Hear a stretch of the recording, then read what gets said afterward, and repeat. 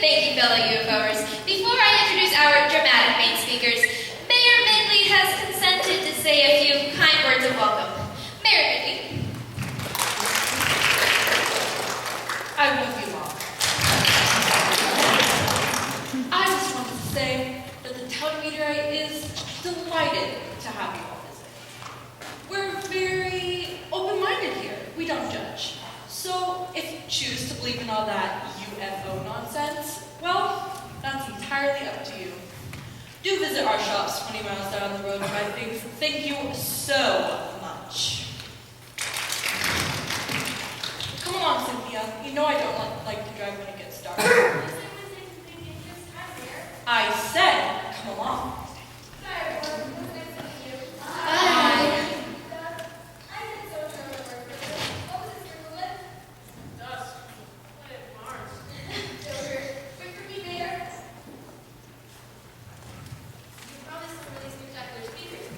Patience. All things come to cheap weeks. Our first speaker is Mabel Shoemaker of Black Forest, New York.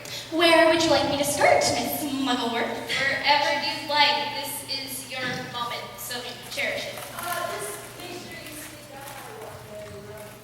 Well, I was sitting out in my yard and I was snapping string beans. I enjoy snapping string beans. I don't get much exercise. It was almost dark and I heard this loud buzzing noise in the yard filled with a wide, white light.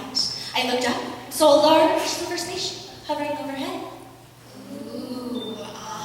I felt myself being drawn up into the spaceship, and the next thing I remember, I was lying on a cold metal table. It was like being in the operating room, and creatures with funny eyes and squeaky voices were jabbing at me with their long fingernails. It was most uncomfortable. Undoubtedly, they were trying to figure out how to make the Earth functions. Space people are clever. Diabolically clever. What happened next? I don't remember. I must have fainted, because when I woke up, I was back in my yard snapping string beans.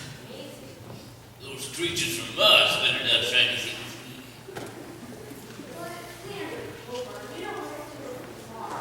No matter. They're from outer space. Same thing. How are you feeling about Earth? Sleepy. Susanna, ask them to hold questions until our next speaker has spoken. Please hold your questions until our next speaker has spoken. And that would be Mr. Charlie Whitefish, who lives in Meteorite. No, whitefish is my real name. People are always kidding me about it, but I tell them I don't fish whitefish. I fish for mountain trout mostly. I reckon I should have been named Charlie Trout.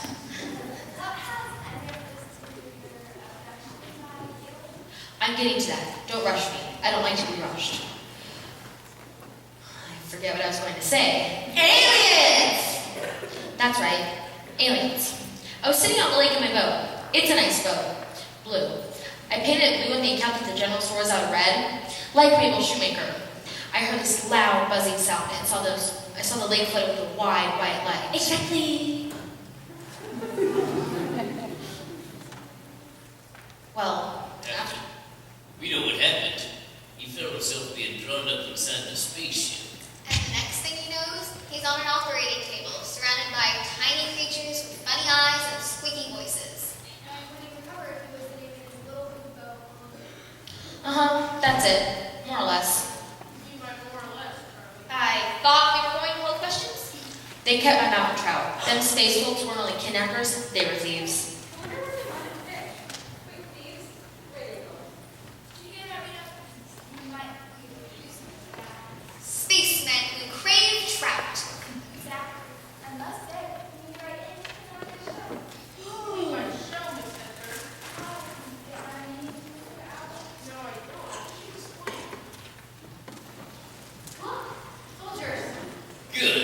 I can use all the help I can get. Notice the leaving premises. Citizens leaving the premises might get shot. Shot? I think you're going a bit too far for now. I don't know what's going on here any more than you do. Why are you soldiers here? Careful, they might have a spaceship outside. That's right. Space people can change their shapes. This is thrilling. Will you please answer me? Why are you here at the meteorite inn? Please direct all inquiries to the Public Information Office. Interesting. Fantastic. Though, I have a funny feeling these soldiers aren't playing here. And I can assure you they're not. Who are you? Captain Davis. Where are you stationed? Sorry, that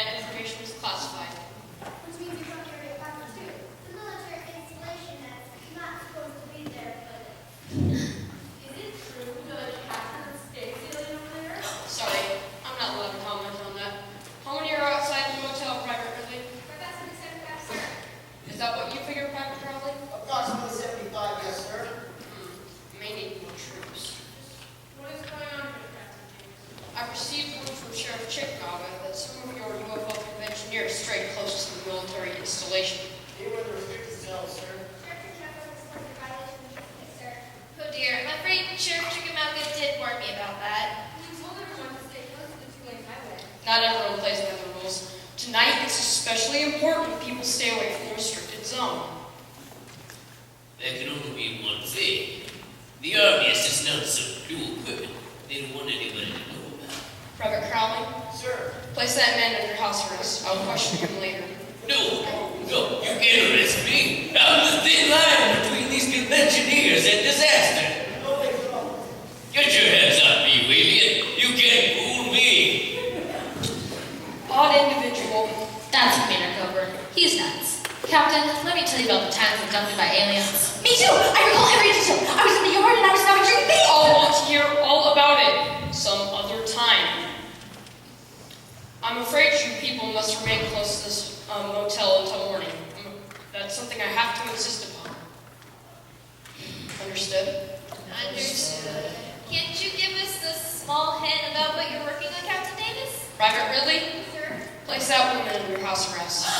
But you can't! Not if Miss Muddle were. You can't arrest Miss Muggleworth. And why can't I? She organized this entire convention. It's only until morning. You heard me?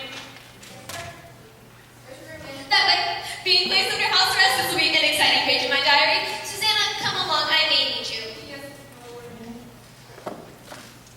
I suggest the rest of you go along to your rooms. But some of us are sleeping in the lobby. In that case, stay in the lobby until morning. You heard me.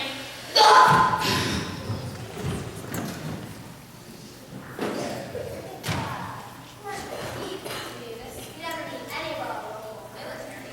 How about sending some soldiers over here for chow sometime? It's not as hectic. What soldiers? Installation. What installation? Area 502. What's Area 502?